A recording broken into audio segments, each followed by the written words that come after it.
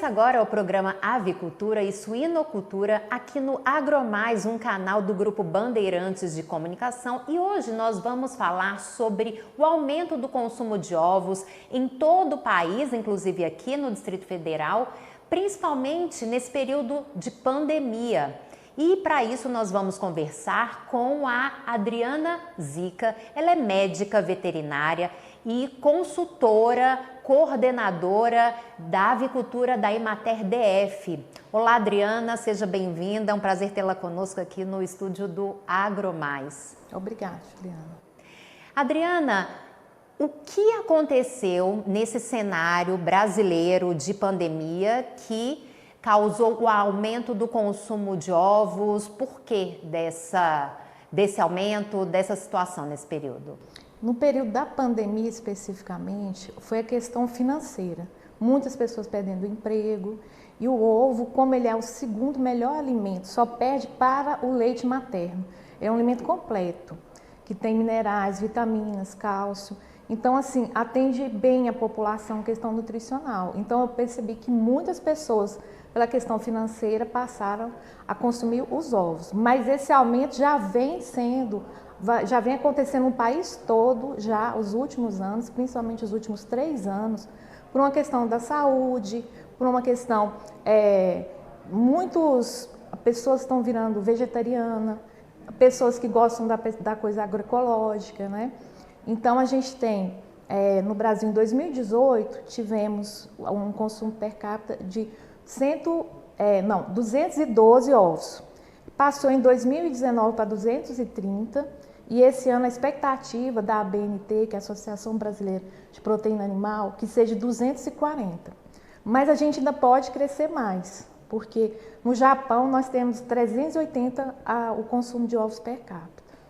Então, esse momento de crise, as pessoas ficaram desempregadas, as famílias diminuíram a renda e optaram pelos ovos porque são mais baratos do que outras carnes, carne de frango, carne vermelha, e pelo valor nutricional também. Sim, e aconteceu também com o aumento da exportação de carne bovina para a China, a nossa carne no mercado interno aumentou o valor. E isso também forçou o consumidor a ter que fazer uma escolha de carnes mais baratas, aumentando o consumo de frango também e os ovos, que são mais acessíveis, né? E o Brasil, e especificamente o Distrito Federal, tem condições de atender essa demanda? Os produtores, tanto familiares quanto a avicultura industrial, eles estão preparados para vender nessa quantidade e suprir as necessidades da população? Juliana, o consumo do ovo caipira, ele ainda não está conseguindo atender a demanda, porque com essa questão da saúde aumentou assim, tem aumentado muito. Tem aquela dieta low carb que está bem na moda, que o pessoal adquiriu muito, ela praticamente tira a carne e coloca o ovo. E o ovo caipira, ele é mais colorido, ele é mais consistente, porque o animal solto, ele se alimenta melhor, ele tem acesso a verde, coisas que o animal que está preso em gaiola, que é o industrial, a maior parte do ovo branco, ele não é tão consistente. Então, quando a pessoa quebra o ovo e verifica que o ovo é maior, tem uma clara mais colorida, aí então o pessoal tem buscado mais esse ovo. Mas ainda a gente tem como aumentar essa produção no Distrito Federal, porque ainda não atendemos toda a demanda. Vamos falar sobre essas diferenças do ovo caipira, do ovo branco, eu não sei qual é o nome dele especificamente, o ovo industrial. A gente já sabe que visivelmente eles são diferentes em relação à cor, a gema de um também é mais colorida, mas em relação a valor nutritivo, o que existe de verdade entre essas duas opções de ovos?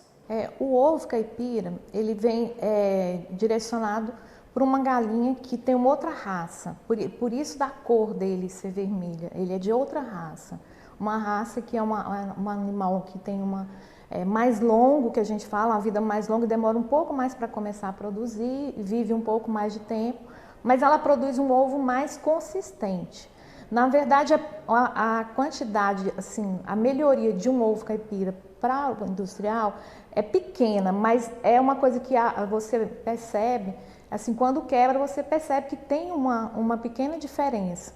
E essa pequena diferença atrai muitos consumidores. Mas a diferença maior que a gente considera é que o animal ele vive, tem uma vida livre. Ele não é criado em gaiola, sob estresse. O animal criado sob estresse, ele produz menos. Alguns estudos dizem que existe uma quantidade um pouco menor de produção das aves que são criadas em gaiolas. Tanto que na Europa já está praticamente proibido o uso de gaiolas para as aves, independente se é ovo branco, se é ovo vermelho, se é caipira, o que seja. Elas têm que estar soltas, ou então em gaiolas maiores, que elas tenham como se movimentar.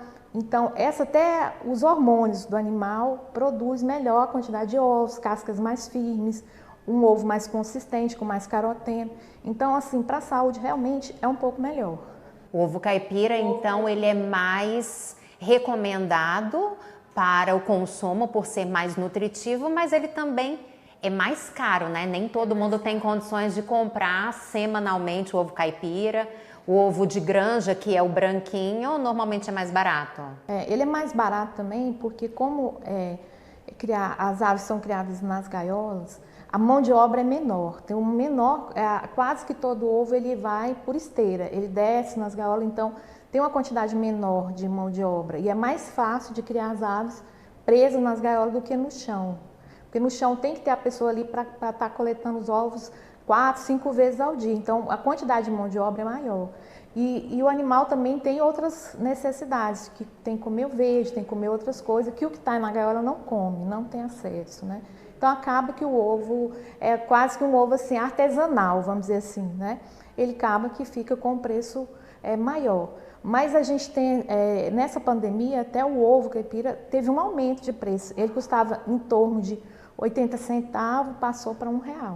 A maioria dos nossos produtores estão conseguindo vender adulto por R$12, R$1 cada ovo. E era 80 centavos mais ou menos. E por que houve esse aumento? Por causa da demanda que não está conseguindo suprir. Então, os produtores conseguiram aumentar um pouco mais. Assim, alguns produtores estão conseguindo vender um pouco melhor pela falta do produto no mercado, né? E no caso do avicultor industrial, ele ganha na quantidade, mesmo o ovo dele sendo mais barato, ele consegue produzir muito mais e atender um percentual maior da população, é isso? E ele consegue vender um preço, pode vender um preço mais barato, né? Pelo custo dele ser menor, né? Por isso que a gente chega, o ovo branco no supermercado é bem mais barato, porque ele consegue ter, né? Vender um volume maior e ter tido menos gastos com os animais, né? E você tem informações sobre o cenário brasileiro de produção de ovos? Quais são as regiões que produzem mais ovo de granja, ovo caipira, em relação à qualidade também? O maior produtor de ovos que a gente tem industrial, de uma maneira geral, é em São Paulo. São Paulo, o Sudeste, eles têm 42% de todo o consumo de produção de ovos do Brasil. O Distrito Federal ele não chega nem a 1%.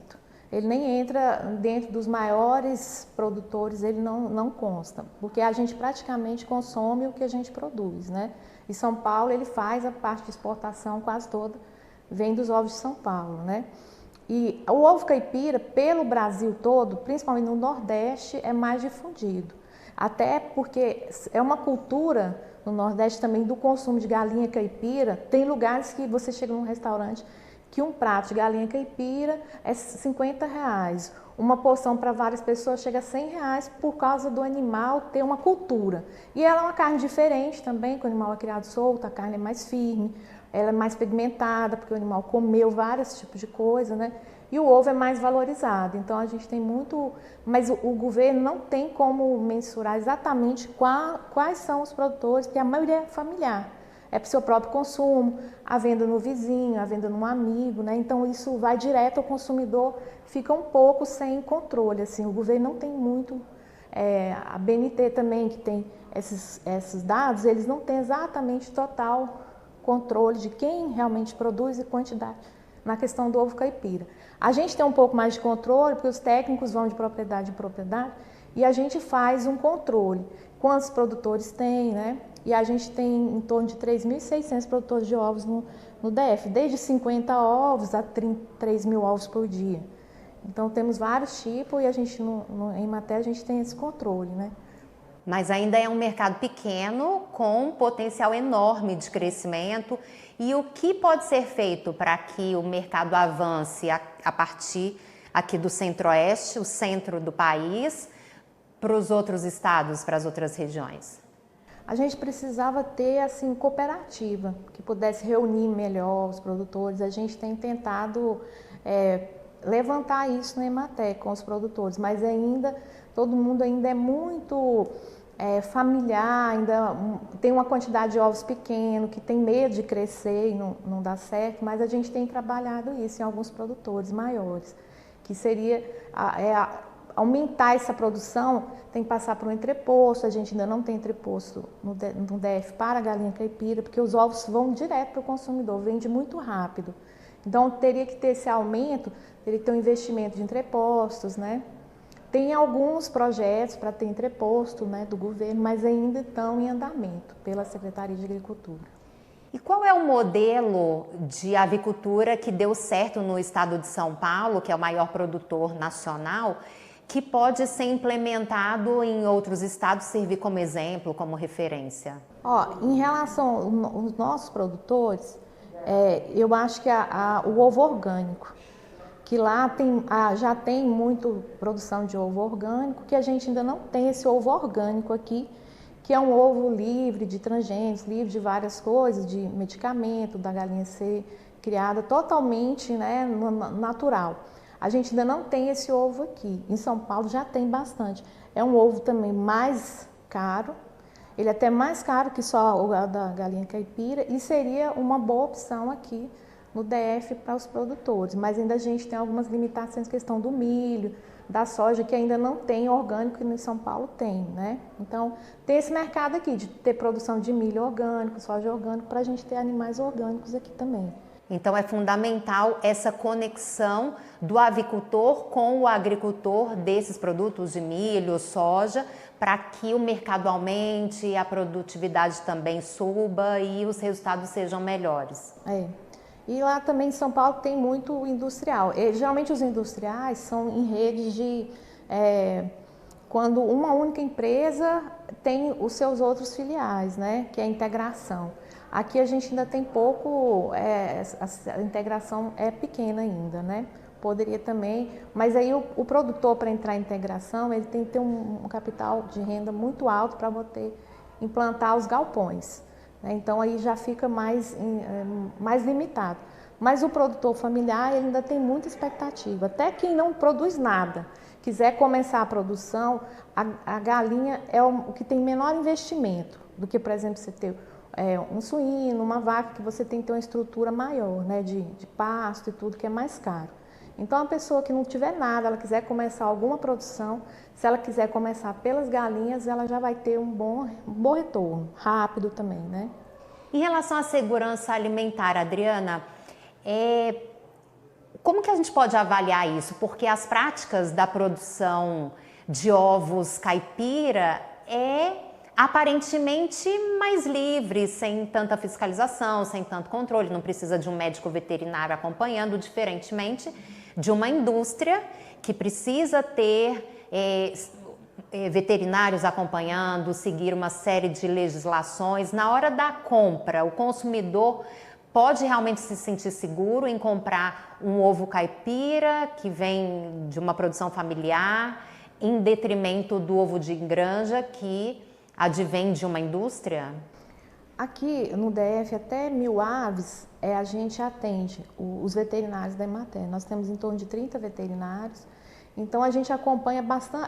O pessoal que tem ovos suficiente para estar vendendo nas feiras, a maior parte das feiras que nós da Emater organizamos, a gente acompanha os produtores também. Então a gente procura acompanhar a questão da vacinação das aves, da higiene do local, da alimentação, né? Temos os zootecnistas que fazem bastante, acompanham a maioria dos produtores. Então só realmente os que são mais de 1000 aves é que tem o RT, que seria um veterinário particular só para eles, porque nós da Emater não podemos ser RT, né? Um funcionário público pode ser responsável técnico. Mas nós, no DF, nós temos assim, uma vantagem, realmente, o produtor rural tem uma vantagem de ter assistência da Emater, porque a gente tem muitos técnicos disponível um técnico para a quantidade de produtores que a gente consegue atender e acompanhar. Então, a maior parte dos ovos que são vendidos nas feiras são acompanhados pelos técnicos da Emater. Então, se a pessoa tiver alguma dúvida em referência assim, será que como foi feito esses ovos? Muitos dos nossos produtores, eles tiram fotos, eles têm grupo de WhatsApp, eles mostram como as galinhas estão sendo criadas, alimentação, né? Para os amigos, então a gente percebe isso também. Tem um produtor em Ceilândia que ele tem até um site, ele posta as fotos, ele posta como está criando, para que a pessoa não tenha dúvida, né? Porque às vezes que ela tenha dúvida, ela pode procurar, tanto na Emater como o próprio produtor, como que está sendo essa criação. Mas a grande maioria, não usamos antibióticos, não usamos medicamentos, para ser um alimento o mais saudável possível, né? Sobre o trabalho que você realiza na Emater, você é a coordenadora da avicultura e a gente sabe que a Emater ela está em praticamente todos os estados brasileiros. Como é o dia a dia das atividades que vocês realizam, do apoio que vocês proporcionam aos produtores aqui no DF e em todo o país? Eu como coordenadora, eu trabalho na capacitação tanto dos técnicos como dos produtores e também na assessoria dos técnicos, caso tenha dúvidas, porque o técnico do campo, ele tem que atender todo tipo de animal, e às vezes tem gente que tem uma dúvida, uma doença, alguma coisa, então eles me demandam para que eu faça esse atendimento mais específico. Mas o técnico local, ele geralmente visita, ele orienta a alimentação, o manejo, né? Porque ele recebe a capacitação e aí ele passa para o produtor. Também os técnicos locais também fazem capacitações. Eles reúnem grupos de produtores para ensinar. Aí a gente faz módulos de alimentação, módulos de manejo, de vacinação.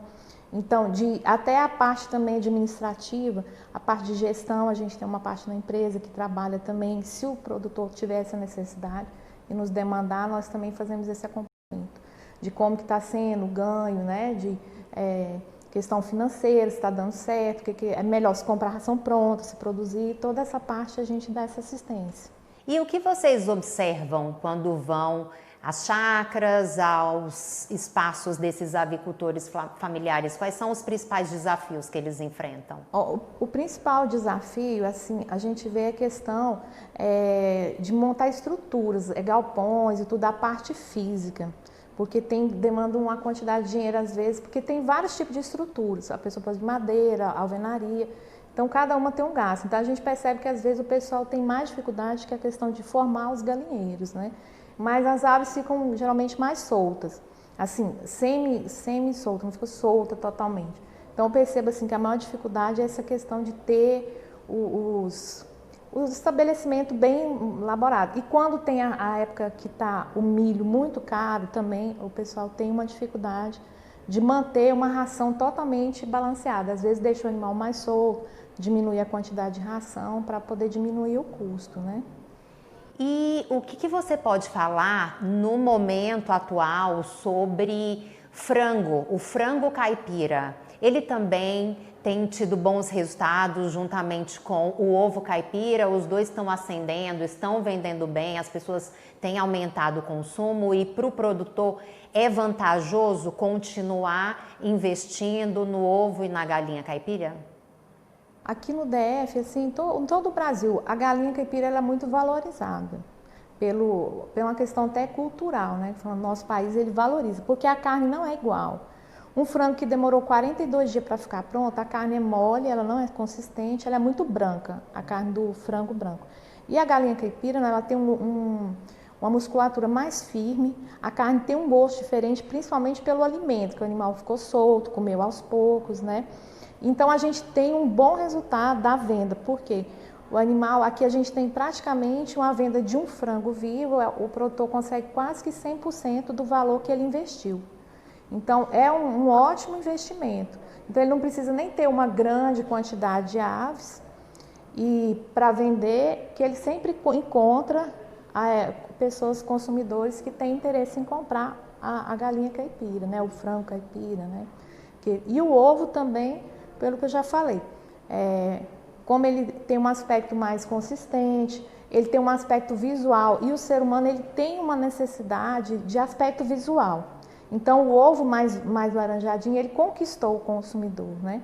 O vermelho. E isso aí ajuda muito também, a gente já está vendendo ele de um valor mais alto um pouco. Então, ajuda o produtor pequeno, mesmo que ele tenha uma quantidade pequena de aves, ele consegue tirar um lucro ali para ele, né? E a Emater também se relaciona com os grandes avicultores, os que produzem em escala industrial também? Não, aí realmente, igual eu falei, aí são os RTs, os veterinários que trabalham, porque eles têm uma biossegurança muito elevada, que os animais são mais sensíveis. Como eles ficam presos, eles têm mais facilidade de adoecer. Então, o veterinário que trabalha com eles não pode atender nenhum tipo de ave doméstica, ave caipira, porque as aves caipiras são muito mais resistentes, elas viram solto, elas tomam sol, elas têm um sistema imunológico muito melhor. Então, os veterinários da área industrial, eles são exclusivos, eles trabalham em exclusividade para cada segmento, né? O da Seara, da Avifranc, cada um tem nem de uma empresa para outra, geralmente não tem acesso. Porque até quando a pessoa visita um aviário e tudo, ela tem que ficar às vezes quase 7 dias sem visitar outro. Até o pessoal da defesa que faz mais que eles fazem fiscalização, eles têm que estar esperando quase uma semana de um aviário para poder visitar outro. E acontece também, Adriana, de um agricultor familiar... Desculpa, é um avicultor. E acontece também, Adriana, de um avicultor que produz em escala pequena, familiar, crescer, prosperar tanto no seu negócio e chegar a transformar a sua produção em escala industrial e passar por cruzar essa ponte do familiar para o industrial. E como que isso funciona? Ele pode passar, aí ele teria que procurar um veterinário, né, para poder estar assinando e fazendo essa questão de responsável técnico e as orientações. E ele teria que estaria passando pelo entreposto, né? E assim, tem essa possibilidade, a pessoa pode, se ela quiser investir mais, a gente tem até um produtor que a gente está fazendo um crédito e tudo, a gente também tem do crédito também, se a pessoa quiser para aumentar, né, a produção, a gente tem feito isso. E tem um produtor no Rio Preto que está fazendo essa transição. Ele vai passar, que ele tem 1.000 aves, para 5.000. Então, quando ele fizer isso, ele vai passar para mais industrializado. E aí ele vai continuar com essa característica do ovo caipira, o ovo amarelinho, ou quando ele se torna um avicultor industrial, necessariamente o ovo dele, a produção dele tem que ser diferente, o ovo branquinho? Não, no caso desse produtor ele vai continuar, ele quer continuar no segmento caipira. E ele também está querendo que uma parte seja orgânico, né? Porque ele já é um produtor de de hortaliças orgânicas, então ele quer continuar nesse segmento de caipira, de orgânico, natural, o mais possível, né? E dentro da avicultura existem vários segmentos, você falou do orgânico, do caipira, o branco, que é o ovo de granja, a gente vai nos supermercados, principalmente esses orgânicos que hoje são muito populares aqui no DF, em todo o país. Existem diferenças, várias qualidades de ovos dentro desse universo? Existe o ovo vendido como bem-estar animal, existe o orgânico, como eu falei, é livre de transgênico, de medicamento. O bem-estar animal é o ovo que vamos dizer, o caipira está entrando no bem-estar animal. Ele é o ovo livre de gaiola, que o animal tem acesso a alimento, mas ele se alimenta com alimentos transgênicos, com medicamentos, né, que caso seja necessário, a gente usa. O orgânico já não, é mais fitoterápico, medicamentos assim. E o industrial, é mais esses 3 segmentos. E assim, o agroecológico é mais ou menos o que seria o bem-estar também, né? Só porque tem alguns nomes, as pessoas estão colocando nomes diferentes, mas assim, são 3 praticamente. É o industrial, que é feito na gaiola, o caipira, que é esse bem-estar, agroecológico, né? E o orgânico, que ele é feito diferenciado. Ele é todo sem nenhum tipo de resíduo ou medicamento, né? E algumas aves sofrem mais para produzir um tipo de ovo, sofrem menos? Como que é o tratamento que o produtor precisa dar a essas aves para obter ovos de qualidade dentro de todas essas classificações? O que a gente coloca que o animal sofre, que está sendo contra, hoje em dia a gente está tentando fazer essa mudança, né? que é o ovo da gaiola, que é o ovo industrial. Como eu falei, na Europa já está tentando tirar totalmente o ovo da gaiola, que o animal tem um certo nível de estresse. Nos últimos dias de vida ela não consegue mais ficar em pé, então às vezes não consegue mais botar e tem que ser descartado, de tanto que o animal ficou preso, né? Então o outro animal, que é esse nosso do bem-estar e tudo, ele tem uma vida melhor, ele produz com mais facilidade, vamos dizer, o que a gente também diz às vezes, a galinha feliz, que ela está tendo, né, se colocando todos os seus, ciscando, se limpando, bicando, tudo aquilo que é da natureza do animal. E quais são as suas perspectivas futuras aí para esse segundo semestre que nós já iniciamos, período pós-pandemia, para o setor de avicultura? Então, eu tenho tido assim a expectativa da gente estar aumentando a quantidade de produtores e a gente está profissionalizando mais aqueles que são só da sua subsistência, de estar abrindo essa oportunidade, né, de estar sendo um meio de ganho financeiro também, de retorno financeiro, já que muitas pessoas, né, como perderam o emprego, essa também é uma opção de né, um novo empreendimento. Então a gente tem a expectativa, como eu falei, no Japão se consome 380 ovos, né, por ano, como a gente também pode aumentar esse consumo, né, e aumentar essa produção. E para nós encerrarmos, Adriana, que orientações você pode dar para aquele telespectador que nos acompanha e quer começar nesse negócio de avicultura, ele quer dar os primeiros passos para montar a sua estrutura familiar, uma estrutura pequena, o que ele deve fazer inicialmente? Inicialmente, deve procurar um técnico para dar mostrar todo um planejamento. Porque às vezes a pessoa quer começar grande. É bom ela começar pequeno, para ela ver como que é o mercado, como que são os animais, acostumar com o manejo dos animais, para depois crescer. Mas que a expectativa de ganho ela é totalmente real. Se a pessoa seguir as orientações técnicas, seguir os nossos planejamentos, a gente não tem tido nenhum produtor que está reclamando. Todos estão satisfeitos. Muito obrigada, então, por essa conversa, por essa entrevista, Adriana Zica, coordenadora de avicultura da Emater DF. Muito obrigada a você que nos acompanha aqui no canal AgroMais. Esse foi o programa Avicultura e Suinocultura e continue ligado na nossa programação no canal que é 24 horas de agroinformação.